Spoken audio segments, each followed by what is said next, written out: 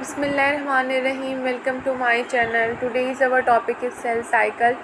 Cell cycle biology का most important chapter है। तो आज हम इस टॉपिक पे बात कर लेते हैं कि सेल साइकिल बेसिकली है क्या और इसकी डेफिनेशन और इसकी फेजेस के बारे में।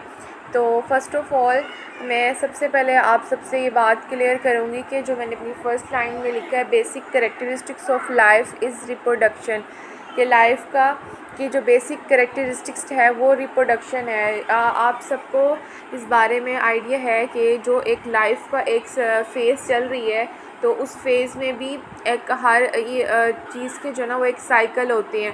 तो वो कभी कोई भी प्रोडक्ट ऑब्टेन होता है तो वो एक ख़ास साइकिल से गुज़र के हमें मिला हुआ होता है। तो अगर हम उनकी ह्यूमंस की बात करें, ऑफस्प्रिंग की बात करें, जनरेशन की बात करें, तो वो भी एक ख़ास एक प्रोसेस से गुज़र के, एक साइकिल से गुज़र के तो वो ऑफस्प्रिंग्स में तब्दील होते हैं। तो हम इसमें इस लाइन का मकसद ये है कि जो एक लाइफ का एक सर्कल चल रहा है तो वो एक उसका जो बेसिक करेक्टरिस्टिक्स है वो रिप्रोडक्शन है। तो reproduction occurs at different level of organisation. Reproduction occur होती है at different level of organisation, के डिफरेंट उसके लेवल हैं जिस पे वो रिप्रोडक्शन कंप्लीट होती है। तो अगर हम ह्यूमंस की बात करें तो सबसे पहले हम देखते हैं कि उसकी क्या फेजेस हैं रिप्रोडक्शन की, कि वो किन फेजेस से गुज़र के जाती है। तो सबसे पहले एक स्मॉलेस्ट सेल होता है। स्मॉलेस्ट सेल चेंज होता है इनटू क्रोमोसोम्स में, और क्रोमोसोम प्रोड्यूस करता है अपने न्यू क्रोमोसोम, और न्यू क्रोमोसोम फिर अपने सेल प्रोड्यूस करता है, और इन सेल से न्यू सेल बनते हैं। इन न्यू सेल से एक इंडिविजुअल हमें ऑब्टेन होता है और उससे ऑफस्प्रिंग बनती है। इस तरह जो है ना एक सेल, एक लाइफ साइकिल जो है ना वो एक चल रहा है। तो बेसिक करेक्टरिस्टिक्स ऑफ लाइफ का जो बेसिक करेक्टर है वो है रिप्रोडक्शन। तो रिप्रोडक्शन और सेल साइकिल के जो मीनिंग है वो सिमिलर ही हैं। तो यहाँ पे एक आपको मैंने एक पिक्चर शो कराई है। इस पिक्चर में आप देख रहे हैं एक ह्यूमन बॉडी है, ह्यूमन बॉडी है। तो इस पिक्चर में जो ह्यूमन बॉडी है, इस ह्यूमन बॉडी में जो हमारे फर्स्ट ब्लॉक में लिखा हुआ है वो ये लिखा हुआ है कि a human body is a made up of trillions of cell each with an identical set of the genes. कि एक ह्यूमन बॉडी है वो ट्रिलियंस ऑफ सेल से मिलकर बनी हुई है, और उन ट्रिलियन ऑफ सेल जो हैं वो an identical sets of the gene, और उनके पास एक same set of the genes है। मीन्स कि यहाँ पे जो मैंने फ़र्स्ट बात की थी कि एक सेल है और एक सेल के पास भी अपने सिमिलर जीन्स हैं। तो जब वो सेल आगे जब चेंज होगा तो वो क्रोमोसोम में चेंज होगा, क्रोमोसोम के बाद वो चेंज हो गया अपने पेयर्स ऑफ क्रोमोसोम्स, और उसके बाद फिर वो जो चेंज होगा वो क्रोमोसोम्स जो होगा ना वो एक जीन्स में तब्दील हो जाएगा। तो ये जो एक साइकिल चल रहा है ह्यूमन ऑर्गेनिज़म्स का, तो वो इस तरह से चल रहा है कि एक सेल से फिर उस तरह क्रोमोसोम बने, क्रोमोसोम से फिर उसके जीन्स, और जीन्स का भी एक ख़ास पर्पज़ है जो हमें इंस्ट्रक्शन देते हैं फॉर बिल्डिंग प्रोटीन्स। तो वो प्रोटीन बनाने में जो है ना वो हेल्पफुल हैं। तो ये एक लाइफ साइकिल है वो जो चल रहा है। सेल साइकिल एक ह्यूमन का हो या एनिमल्स में आप ले लें या बर्ड्स का ले लें, तो वो एक रिप्रोडक्शन का जो एक साइकिल चल रहा है तो हम उसको हम सेल साइकिल कहेंगे। मींस के सेल साइकिल में ये होता है कि एक सेल जो है ना वो डिवाइड्स होता है इन अपने ऑफस्प्रिंग्स में। तो वो एक फ़ेज़ आती है, उस फेज़ को हम कहते हैं सेल साइकिल। तो इसी तरह यहाँ पे जो पिक्चर में भी आप देख रहे हैं कि जो शो हो रहा है कि एक ह्यूमन ऑर्गेनिज़म्स है, ह्यूमन ऑर्गेनिज़म एक डिफरेंट सेल से मिलकर बना हुआ है, फिर वो डिवाइड होता है तो उसमें फिर सेट्स ऑफ क्रोमोसोम्स हैं, क्रोमोसोम फिर भी उसमें होता है। Each chromosomes contain one long DNA molecule, उसके पास एक डीएनए मॉलिक्यूल है। तो ये थी इस पिक्चर की एक्सप्लेनेशन। तो अब हम आगे मूव करते हैं अपनी सेल साइकिल की डेफिनेशन के बारे में, देखते हैं कि सेल साइकिल की डेफिनेशन क्या है और इसकी क्या क्या फेजेस हैं, वो भी सारी हम अपनी इस स्लाइड में देखते हैं। तो आइए हम अपनी स्लाइड्स मूव करते हैं और उसके बाद हम देख लेते हैं आगे की कि सेल साइकिल बेसिकली है क्या। The cell cycle or cell division cycle is the तो सेल साइकिल की डेफिनेशन में आज सेल साइकिल की डेफिनेशन में स्लाइड में आपको बता रही हूँ। The cell cycle or cell division cycle is the series of events that take place in a cell that cause it to divide into two daughter cell।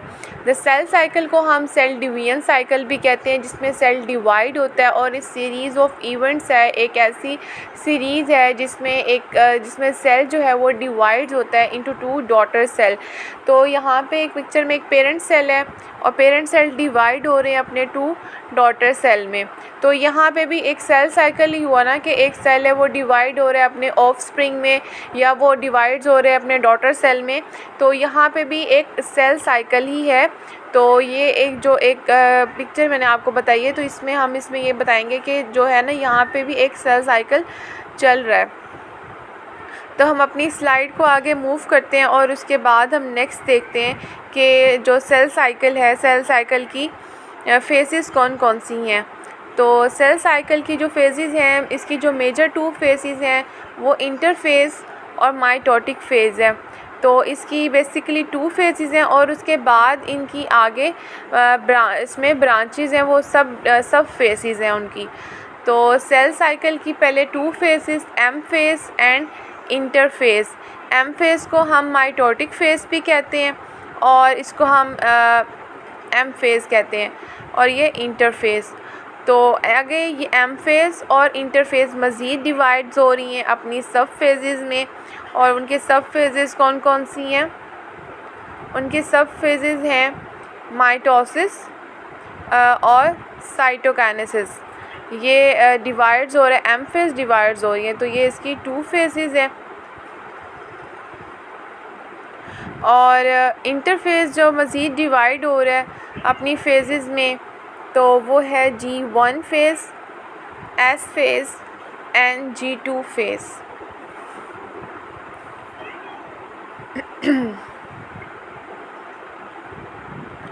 तो मैं अब आपको अपने स्क्रीन पे भी शो करा देती हूँ उसकी फेजेस। तो ये देखें, मैं आपको बता रही थी कि सेल साइकिल जो है ना वो डिवाइड्स होते हैं एम फेज़ में, इंटरफेज़ में। और इसकी जो आगे सब फेजेस हैं वो एम फेज़ की मैंने आपको बताया माइटोसिस, साइटोकाइनेसिस एंड इंटरफेज़ की G1 phase, S phase and G2 phase. इसी तरह माइटोसिस एंड साइटोकाइनेसिस डिवाइड्स होते हैं अपनी सब फेजेस में, जिसके नाम ये हैं कि प्रोफेज़, प्रोमेटाफेज़, मेटाफेज़, एनाफेज़ एंड टीलोफेज़। तो सबसे पहले ये कि हम माइटोसिस फेज़, माइटोटिक फेज़ या एम फेज़ हम देख लेते हैं कि इसमें सेल की क्या क्या परफॉर्मेंस है और सेल कौन कौन सी एक्टिविटी परफॉर्म करता है। तो बेसिकली जो माइटोटिक फेज़ है वो है short period of cell cycle की। एक शॉर्ट पीरियड होता है सेल साइकिल का जो थोड़े टाइम के लिए एक फ़ेज़ आती है, उसके बाद एक नेक्स्ट फ़ेज़ स्टार्ट हो जाती है। तो इसमें यह होता है कि जो सेल है वो अपने आप को प्रिपेयर करता है फॉर सेल डिवीजन के लिए। और इसमें एक बात ये है कि इसमें जो सेल है ना, सेल की फंक्शनिंग ही ऐसी है कि वो आने वाली अपनी नेक्स्ट फ़ेज़ की तैयारी पहले से ही मौजूदा फ़ेज़ में कर लेता है। इसी तरह जैसे अब वो सेल की डिवाइड उसने नेक्स्ट फ़ेज़ में होना है, लेकिन वो तैयारी अपनी अभी से करेगा, माइटोटिक फ़ेज़ से ही तैयारी कर रहा है। तो अब इंटरफेज़ के बारे में हम बात कर लेते हैं।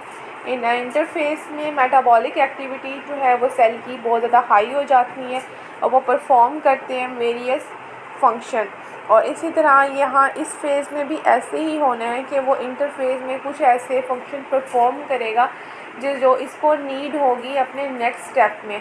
वो उसको अपने इस स्टेप में ज़रूरत नहीं होगी, इस फेज़ में उसको ये कुछ भी नहीं चाहिए, लेकिन ये कि वो ऐसे फंक्शन की तैयारी करता है कि जो उसको नेक्स्ट फेज़ में रिक्वायर्ड होते हैं। तो ये थी माइटोटिक फेज़। और इंटरफेज़ में भी कि क्या डिफरेंस है और इसमें कौन कौन से स्टेप्स आते हैं वो मैंने आपको सब बता दिए हैं। और इंटरफेज़ में मज़ीद 3 फेजेस आती हैं जिनके नाम ये हैं कि G1 phase, S phase, G2 phase. और G1 फेज़ को हम कहते हैं फर्स्ट गैप, S फेज़ को हम सिंथेसिस फेज़ कहते हैं और G2 फेज़ को हम सेकंड गैप फेज़ कहते हैं। तो एस फेज़ में एस से हम इसलिए डिनोट करें, इसमें DNA सिंथेसाइज होता है। और G2 फेज़ सेकंड गैप और G1 फर्स्ट गैप। तो इसमें कौन कौन से स्टेप्स हैं सेल के और इसमें क्या क्या फंक्शन परफॉर्म होते हैं वो मैं आपको सब अपनी स्लाइड में बताती हूँ। तो आपके जो ये छोटे छोटे स्टेप्स हैं, आप ऐसा करें कि अपनी एक नोटबुक ले लें और साथ पेन ले लें। तो इसमें जो जो स्टेप्स आपको शॉर्ट फॉर्म में, इसमें ये कि आपको माइंड में बातें क्लियर लग रही हैं, तो आप उनको साथ साथ जो है ना वो नोट डाउन करते रहें, ताकि जब आप अपनी बुक से इस चैप्टर को तैयार करेंगे तो आपको आसानी होगी, कोई मुश्किल पेश नहीं आएगी। तो मेरे जो ये लेक्चर होते हैं उसमें यही होता है कि वो शॉर्ट कीवर्ड्स यूज़ होते हैं ताकि समझने में भी आसानी हो और याद करने में भी आसानी हो। तो ये थी इनकी इंटरफेस की फेसेस। और अब हम इसके बारे में मज़ीद आगे देख लेते हैं कि G1 फेज़ में क्या होता है, S फेज़ में, और G2 फेज़ में क्या होता है। तो हम स्लाइड्स को जो है ना मज़ीद डाउनवर्ड करते हैं और इसके बारे में देखते हैं।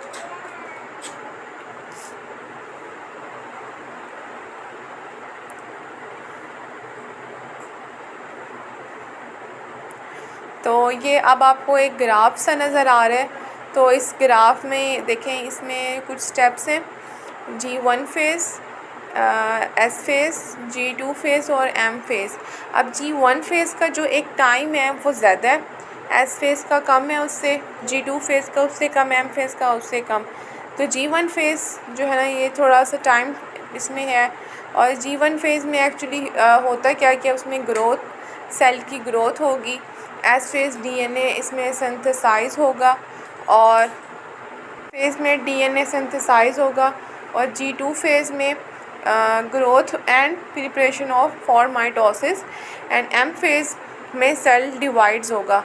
तो अब हम इनको मज़ीद डिटेल से पढ़ लेते हैं कि इनके स्टेप्स को। G1 फेज़, G1 फेज़ पे क्या, cell increases in its supply of protein. एक तो सेल ये कि वो अपनी प्रोटीन की जो सप्लाई होगी उसको इंक्रीज़ कर देगा, क्योंकि प्रोटीन का ही मेजर रोल होता है DNA में, और वो क्रोमोसोम में, जीन्स में प्रोटीन मेजर रोल प्ले करती है। तो सबसे पहले सेल क्या है वो उनकी प्रोटीन की सप्लाई को इंक्रीज़ कर देगा। और उसके बाद increase the number of the cell, increase the number of its cell organelles. और जो ऑर्गेनेलीज़ सेल ऑर्गेनेलीज़ होंगी उनके नंबर में भी इंक्रीज़ कर देगा। एट दी एंड के सेल का जो साइज़ होगा वो भी बढ़ जाएगा। तो इसमें synthesis of various enzyme that required for next phase, इसमें सिंथेसिस होगी वेरियस एंजाइम की, और जो हमें रिक्वायर्ड होंगे नेक्स्ट फेज़ में, क्योंकि नेक्स्ट फेज़ जो हमारे पास आ रही है वो S फेज़ आ रही है। तो सेल क्या करेगा, आपने जो DNA के जो सिंथेसिस हो, उसकी एंजाइम की जो सिंथेसिस होगी वो पहले से पिछले स्टेप से ही उसने तैयारी शुरू कर देनी है। तो यहाँ पे इस स्टेप में क्या होगा कि सिंथेसिस होगी ऑफ वेरियस एंजाइम जो रिक्वायर्ड होगी हमें नेक्स्ट फेज़ में। तो हम यहाँ पे एक पिक्चर देख लेते हैं, जो हमें पिक्चर शो आउट हो रही है। ये देखिए, इसमें सेंट्रोसोम एक और न्यूक्लियस, क्रोमैटिन थ्रेड, न्यूक्लियोलस और सेल ग्रोन इन साइज़। तो यहाँ पे अब देखें, इसकी हमारे पास एक सिंगल सेंट्रोसोम है। जब ये आगे नेक्स्ट फेज़ में जाएगा तो ये 2 में डिवाइड्स हो जाएगा, क्योंकि यहाँ पे भी इसकी सिंथेसिस नहीं हुई, इस फेज़ में इसकी सिंथेसिस नहीं हुई है। तो वो नेक्स्ट फेज़ में जाके ये सिंथेसाइज होगा और ये डबल हो जाएगा। तो हम नेक्स्ट फेज़ देख लेते हैं अपनी। नेक्स्ट फेज़ हमारी है S फेज़। तो मैं अपनी स्लाइड्स को जो है वो डाउनवर्ड कर लेती हूँ और उसके बाद देख लेते हैं और उसके स्टेप्स को भी हम जान लेते हैं।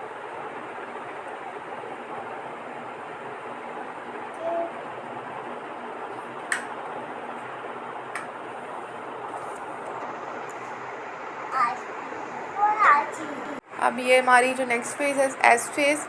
S फेज़ में सेल डुप्लिकेट्स इट्स क्रोमोसोम, और सेल जो है ना वो डुप्लिकेट कर देगा अपने chromosome. And each chromosome consist of 2 sister chromatids, और हर क्रोमोसोम जो है ना वो कंसिस्ट करेगा 2 सिस्टर क्रोमेटिड्स पे। तो जब हम क्रोमोसोम का स्ट्रक्चर बनाते हैं तो वो आप देखें वो एक डबल एक स्लाइड होती है, तो एक इस साइड से हम बनाते हैं और एक इस साइड से, मतलब जब मैं आपको ग्राफ भी इस पर ड्रॉ करना नहीं दिखा सकती, लेकिन जब हम इसको ड्रॉ करते हैं तो आप सबको आइडिया है, जब हम क्रोमोसोम बनाते हैं तो वो 2 सिस्टर क्रोमेटिड्स होते हैं। तो इस पिक्चर में देखिए, मैंने जब आपको बताया था कि एक सेंट्रोसोम है, जब ये आगे इसकी एक और कॉपी तैयार हो जाएगी तो ये डबल हो जाएगा। तो यहाँ पे सेल डुप्लीकेट्स इट्स क्रोमोसोम, इसमें सेल जो है ना उसने अपने क्रोमोसोम को डुप्लीकेट कर दिया है, और उसके बाद जो है ना, और हर क्रोमोसोम के पास अपनी 2 सिस्टर क्रोमेटिड्स हैं। तो अब हम चलते हैं अपनी नेक्स्ट फेज़ के ऊपर। इस एस फेज़ के बाद हमारी कौन सी फेज़ आती है वो अपनी स्लाइड में अब देख लेते हैं।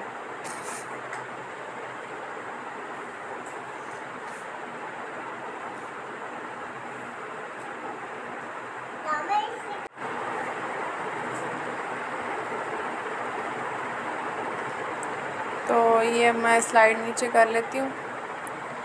अब ये हमारे पास जो थर्ड फेज़ आ रही है, हमारे पास जो थर्ड फेज़ आ रही है वो है G2 फेज़।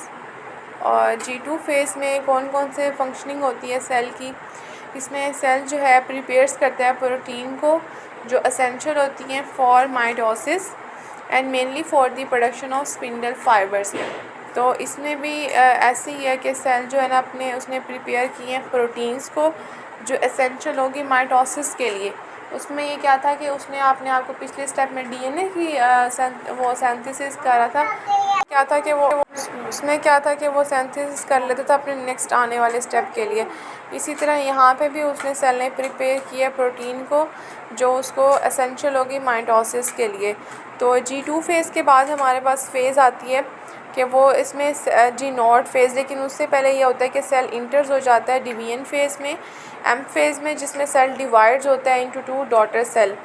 और अब G0 फेज़ एक्चुअली है कि इसमें क्या है कि इसमें सेल की कोई एक्टिविटी नहीं होती, मींस कि वो डिवीजन नहीं करता, और इसमें सेल जो है ना वो स्टॉप्स हो जाता है डिवाइडिंग करने से। तो cell stops dividing at this phase and some cells remain in G0 for indefinite period. इसमें क्या होता है, कुछ सेल जो होते हैं वो इंडेफिनिट पीरियड में चले जाते हैं, और इसमें कौन से सेल हैं वो न्यूरॉन्स हैं, और कुछ सेल जो है ना वो इंटर हो जाते हैं G0 फेज़ में सेमी परमानेंटली। इसमें लीवर और किडनी के सेल्स आते हैं, और कुछ सेल्स ऐसे होते हैं कि वो स्टॉप नहीं होते, वो कंटिन्यू जो है ना वो डिवाइड होते रहते हैं। तो इसमें हमारे पास जो सेल्स आएंगे वो हैं एपिथेलियल सेल, वो भी मैं आपको अपनी नेक्स्ट स्लाइड में दिखा देती हूँ।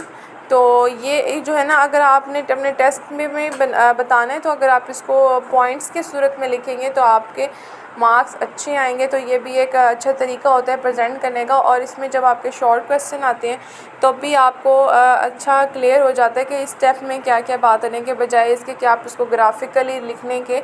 तो इसमें अगर आप उसको पॉइंट्स की सूरत में लिखेंगे तो ये अच्छा इंप्रेशन पड़ता है टीचर के ऊपर। और एक सेकेंडली ये कि आपको ये रिमाइंड भी रहते हैं कि इसमें कौन कौन से स्टेप्स आते हैं। और जब ये शॉर्ट में आए G0 फेज़ G2 फेज़ जब शॉर्ट में आए, तो इनके साथ जो ये मैंने पिक्चर शो कराई है या जो बनाया है पिक्चर, तो ये फेज़ वाली ये आपने उनके साथ ज़रूर ड्रॉ करनी है। तो इसमें ये कि मार्क्स ऑब्टेन करने के 100% चांस होते हैं, और ये ऐसा हो ही नहीं सकता कि आपके मार्क्स कहीं से डिडक्ट हों। तो ये लास्ट लाइन जो मैंने बताई, some cell do not enter G0 and continue to divide. इसमें सेल जो है ना इंटर नहीं होते G0 में। कुछ सेल ऐसे होते हैं कि वो स्टॉप डिवाइडिंग फेज़ में नहीं जाते, बल्कि मुसलसल ही डिवाइड होते रहते हैं। तो ऐसे कौन से सेल्स हैं, वो एपिथेलियल सेल्स हैं। तो ये थी G0 फेज़। अब ये नीचे जो मैंने ग्राफ आपको, एक ग्राफ नहीं सॉरी, एक जो आपको सर्कल सा नज़र आ रहा है, एक सेल साइकिल नज़र आ रहा है, तो ये जो ऊपर डिटेल में मैंने आपको सेल साइकिल की डिस्क्रिप्शन बताई है, तो ये एक पिक्चर में समराइज़ फॉर्म है इसकी। तो ये आप अगर सेल साइकिल का एक लॉन्ग क्वेश्चन भी आए तो ये भी आप उसके साथ बना सकते हैं। तो इसे बनाने से ये कहो कि एक तो पेपर जो चेकर होगा, एग्ज़ामिनर जो होता है, उसके ऊपर भी अच्छा इंप्रेशन पड़ता है कि स्टूडेंट्स को आइडिया हो जाता है कि उनके पास जो है वो स्टूडेंट को आइडिया है इन सब बातों का, उसने सिर्फ अंधा रट्टा नहीं लगाया हुआ, तो उसको सारा आइडिया है इन चीज़ों का। तो ये आप ज़रूर ये इस तरह का सेल साइकिल एक बनाएं, और इसमें कोई मुश्किल नहीं है। जो स्टेप्स आपने ऊपर शॉर्ट फॉर्म में लिखने हैं, यहाँ पे आपने वही डिस्क्रिप्शन में इनके साथ लिख देने हैं। तो सबसे पहले हम देख लेते हैं इनकी फेजेस में। जैसे मैंने आपको बताया, इंटरफेस में सबसे पहले गैप 1 G1 फेज़ आएगी। इसमें क्या होता है, cell grows, proteins are made and routine metabolic process are perform. उसके बाद कौन सी फेज़ आ जाएगी, एस फेज़ आ जाएगी, ये सिंथेसिस फेज़, इसमें डीएनए जो है ना वो रेप्लिकेट होगा। और उसके बाद G2 फेज़, इसमें क्या होगा, final preparation to divides are made in organelles are copied, इसमें ऑर्गेनेलिस कॉपिड हो जाएंगी। और उसके बाद at the end mitotic phase, और इसमें सेल जो है ना फाइनली डिवाइड हो जाएगा। The nucleus and then the cytoplasm divides to form two genetically identical cell. तो ये थी सेल साइकिल की प्रेजेंटेशन जो आपने इसको बनाना है फिक की फॉर्म में। तो ये सेल साइकिल की इंटरफेज एंड माइटोटिक फेज़ की डिस्क्रिप्शन थी। तो अगर इसके जो नेक्स्ट स्टेप्स हैं माइटोसिस एंड मियोसिस, तो वो हम अपनी नेक्स्ट वीडियो में शेयर करेंगे। तो नेक्स्ट वीडियो का आपने वेट करना है। और उसके बाद मेरे, अगर आपको ये आज की वीडियो अच्छी लगे तो इस मेरे चैनल को सब्सक्राइब कर दें और लाइक कर दें और साथ ही बेल आइकन को प्रेस कर दें। तो इसमें मेरे चैनल में तो बहुत ही शॉर्ट फॉर्म और एक तो इजी टू आप इसको वो कर सकते हैं। आप इसमें याद करने के लिए बहुत अच्छे में स्टेप्स होंगे और क्लियरली होंगे। और यह है कि इसमें पेपर पैटर्न के मुताबिक जिस तरह आपने उनको वहाँ पे क्वेश्चन अटैम्प्ट करने हैं तो वो उस तरह का ही पैटर्न होगा। तो आई होप आपको मेरी वीडियो अच्छी लगे। तो मिलते हैं अपने नेक्स्ट व्लॉग में इंशाल्लाह। आप बहुत सारा ख्याल रखिए। अल्लाह हाफिज़।